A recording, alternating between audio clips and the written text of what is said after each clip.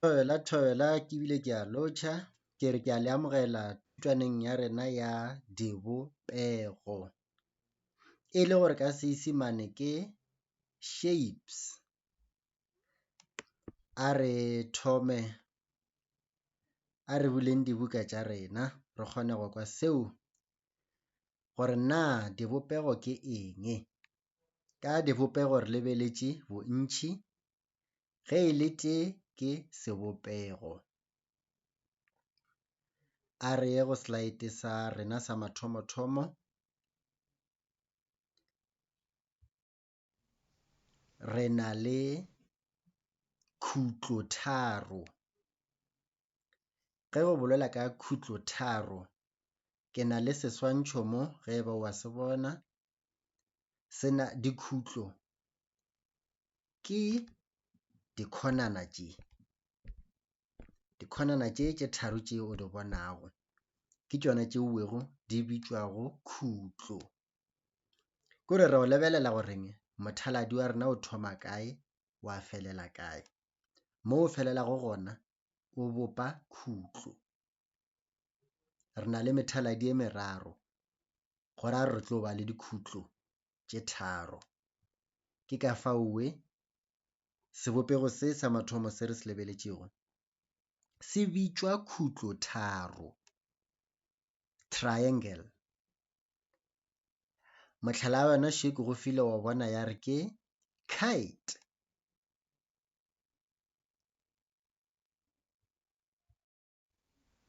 Ra ba le khutlo nne, fela dikhutlo nne tše ke tše pedi. Ye re e lebeletšego ye ke khutlo nne thwii. Methaladi ye go ka lebelela mothalo wa ka godimo le wa ka fase ya bapetša ya lekana, ya ka mo mahlakoreng le yona e bjalo, four-sided. Ke eo e bitšwago gore ke it's a rectangle. Go ra gore ka leleme la go ja ke dikhutlo tše nne. O gopola gore dikhutlo nne tše rile di a fapana. Re thoma ka khutlo nne thwii.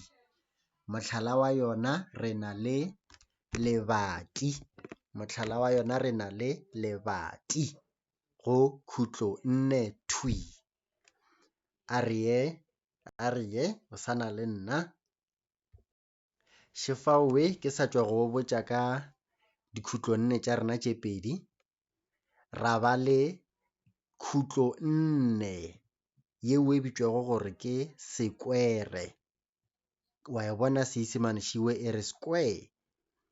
Yona mo o lebelele methaladi ye ka moka ga yona e lekana, e bapetša, e swana-swane-swane. Go ra gore mothaladi wa ka godimo le wa ka lehlakoreng la go ja le wa ka mo letsogong la ngele le wa ka mo fase, ge o ka e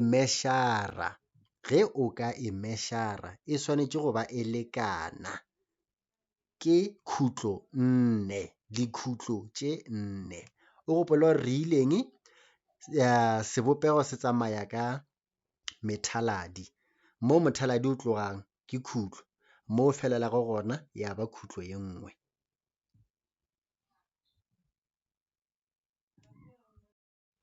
Ra ba le sediko.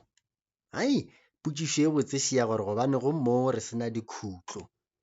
Re ka se be le dikhutlo ka gore mo re bolela ka go dikologa. Ke sediko ka goreng e a dikologa.